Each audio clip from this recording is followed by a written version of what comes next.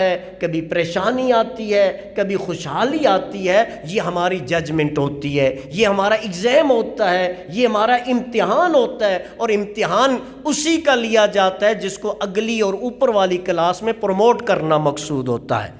تو مومن کو آزمائشوں سے نہیں گھبرانا چاہیے، مومن کو گناہ سے گھبرانا چاہیے، مومن کو تکلیف سے نہیں گھبرانا چاہیے، مومن کو اللہ کی ناراضگی اور نافرمانی سے گھبرانا چاہیے، مومن کو حالات کے اپس اینڈ ڈاؤن کے آگے جو ہے سر نہیں جھکانا چاہیے، مومن کو اللہ اور اللہ کے نبی کے حکم کے سامنے جو ہے وہ سر جھکانا چاہیے۔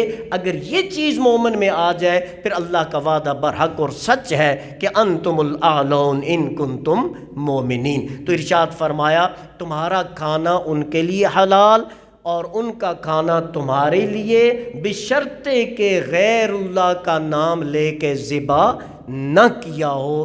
اگر اللہ کے سوا کسی کا نام لے کے ذبح کیا ہے تو وہ مسلمان کے لیے جائز نہیں ہوگا۔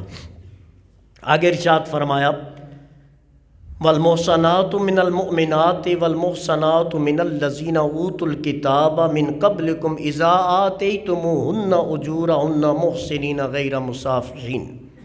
ارشاد فرمایا ان کی عورتیں مومنات میں سے، محسنات کہتے ہیں پاک دامن، پاکیزہ، جو اپنی عزت کی حفاظت کرنے والی عورتیں ہیں مومنات میں سے وہ، والمحصنات من الذین اوتوا الکتاب، اور اہل کتاب کی پاک دامن عورتیں تمہارے لیے حلال ہیں، اذا آتیتموہن اجورہن، جب تم ان کے مہر انہیں ادا کرو۔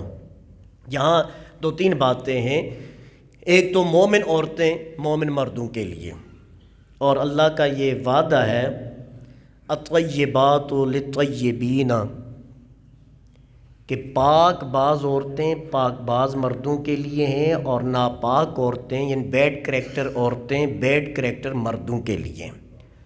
اب آپ غور فرمائیں، نیک بندہ ہوگا اللہ اسے جوڑ نیک عطا فرمائے گا، نیک عورت ہوگی اللہ اسے نیک مرد عطا فرمائے گا۔ اب ہم جو ہے ہمارے معاشرے میں، ہماری سوسائٹی میں بڑی عجیب باتیں ہو رہی ہوتی ہیں۔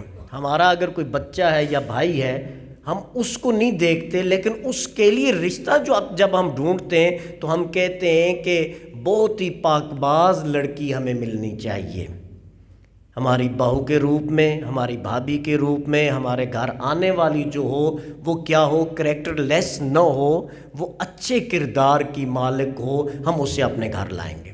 لیکن ہم کیا کرتے ہیں، اپنے بھائی اپنے بچے کو بھول جاتے ہیں کہ اس کا کریکٹر کیا ہے، ہم نے اس کی تربیت کیا کی ہوئی ہے۔ اسی طریقے سے جب ہم اپنی بہن یا بچی کے لیے رشتہ دیکھتے ہیں تو شاید ہم بچی پہ فوکس نہیں کرتے، ہم کیا کرتے ہیں، لڑکا وہ ہونا چاہیے وہ جو گڈ لکنگ ہو، جو ہے ہینڈسم بھی ہونا چاہیے، کم از کم 2-3 لاکھ روپیہ وہ کمانا بھی چاہیے، اور سب سے اہم بات یہ کہ اس کے ساتھ ماں باپ یا بہن بھائی اور نہ ہو تو زیادہ ہی اچھا ہوگا۔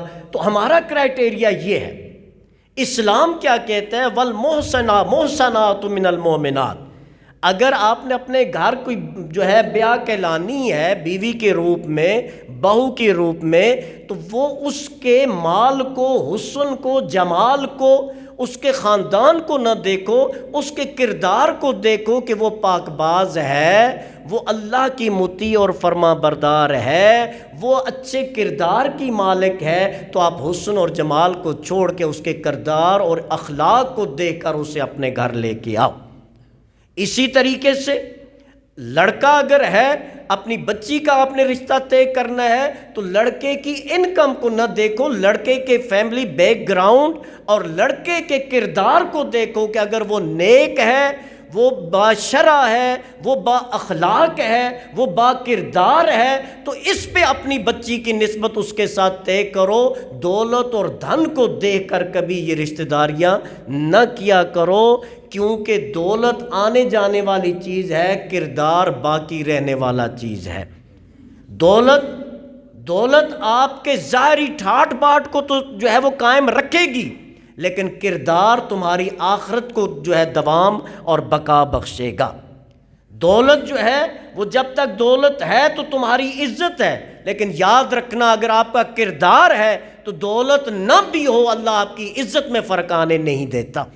تو اس لیے اللہ نے کنڈیشن لگائی کہ رشتہ جو ہے، میرے آقا صلی اللہ علیہ وسلم نے ارشاد فرمایا شادی اگر کہیں کرنی ہو تو حسن، دولت اور کردار، ان چیزوں کو دیکھیں۔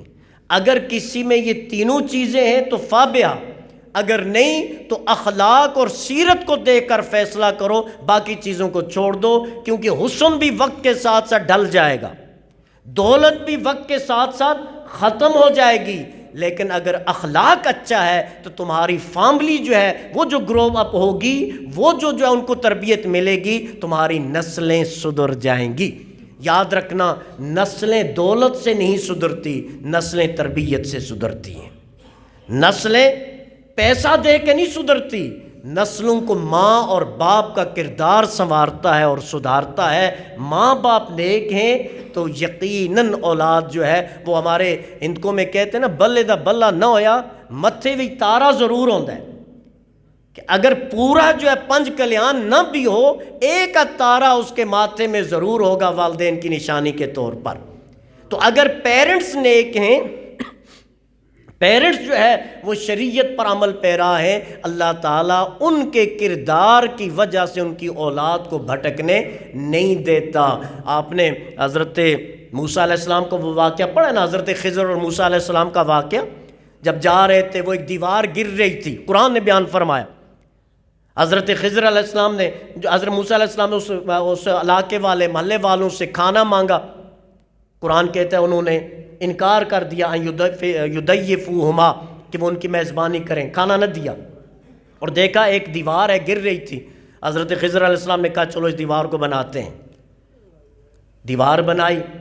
حضرت موسیٰ علیہ السلام جلیل القدر پیغمبر، تو انہوں نے فرمایا کہ خضر یہ کیا کیا آپ نے؟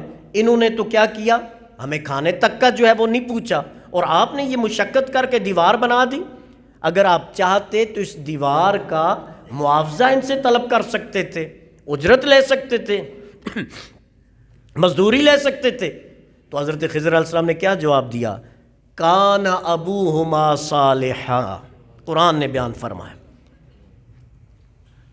بات یہ ہے کہ اس دیوار کے نیچے خزانہ ہے، اور خزانہ ان دو یتیم بچوں کے باپ نے یہاں دفنایا ہوا ہے، اور وہ باپ جو تھا وہ باپ اللہ کا نیک بندہ تھا، لہٰذا میرے رب نے مجھے یہ حکم دیا کہ اس دیوار کو جو ہے وہ صحیح کر دو، تاکہ اس دیوار کے گرنے کی وجہ سے ان بچوں کے باپ نے جو حلال کی کمائی اپنے بچوں کے لیے رکھی ہے اسے کوئی دوسرا نہ لے جائے۔ تو یہ کیا ہے؟ یہ ماں باپ کی جو ہے صالحیت اور تقوی اور اللہ کی فرما برداری جو ہوتی ہے وہ کیا کرتی ہے، وہ ان کی اولاد کے لیے دنیاوی اعتبار سے بھی نقصان نہیں ہونے دیتی۔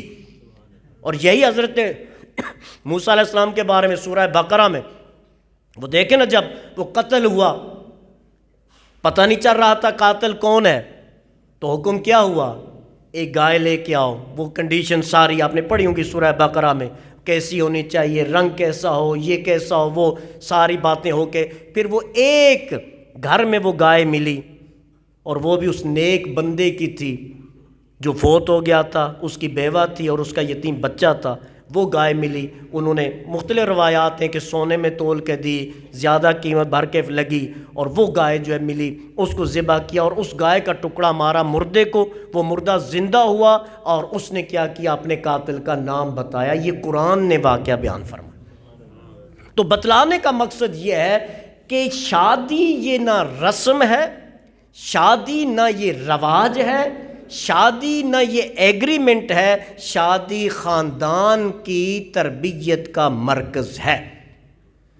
شادی جو ہے وہ جو ہے بچوں کی جو ہے ایک کیا ہے اپنا تربیت گاہ ہے۔ شادی کو انجوائمنٹ کے لیے نہیں کی جاتی، شادی کیا خاندان کے لیے ہوتی ہے۔ اور جب یہ شادیاں جو ہے نیک مرد اور نیک عورت کے درمیان یہ رشتہ جو ہے استوار ہوتا ہے، پھر اللہ صالح اولاد دیتا ہے۔ یہ اولیاء کرام کی ماؤں کے اور والدین کے بارے میں آپ مطالعہ فرمائیں۔ حضرت غوث العظم کون ہے؟ والدہ کے بارے میں دیکھیں، والد کے بارے میں دیکھیں، دیگر حضرت معین الدین چشتی اجمیری، حضرت داتا علی حجویری، حضرت فرید الدین گنج شکر، حضرت پیر سیال، حضرت ضیاء الامت، حضرت جو ہے پیر مہر علی شاہ صاحب رحمۃ اللہ تعالیٰ علیہ مجمعین، ان حضرات کو دیکھیں، ان کا فیملی بیک گراؤنڈ دیکھیں، تو اصل بات کیا ہوگی کہ ان کے ماں باپ، ان کے والدین اللہ کے مطیع اور فرما بردار تھے۔ تو اس لیے شادی کی پہلی شرط جو اللہ نے بیان فرمائی وہ کیا تھی؟ والمحصنات من المؤمنات، نام کی مومنات نہیں، پاک دامن مومنات سے شادی کرو۔ اور والمحصنات من الذین اوتوا الکتاب، اور دوسری کیا ہے؟ اہل کتاب میں سے بھی اگر نیک عورتیں ہیں ان سے بھی آپ شادی کر سکتے ہیں۔ اہل کتاب کے حوالہ سے بھی شرط زندگی اگلے جمعے پہ معروضات آپ کی خدمت میں پیش کروں گا۔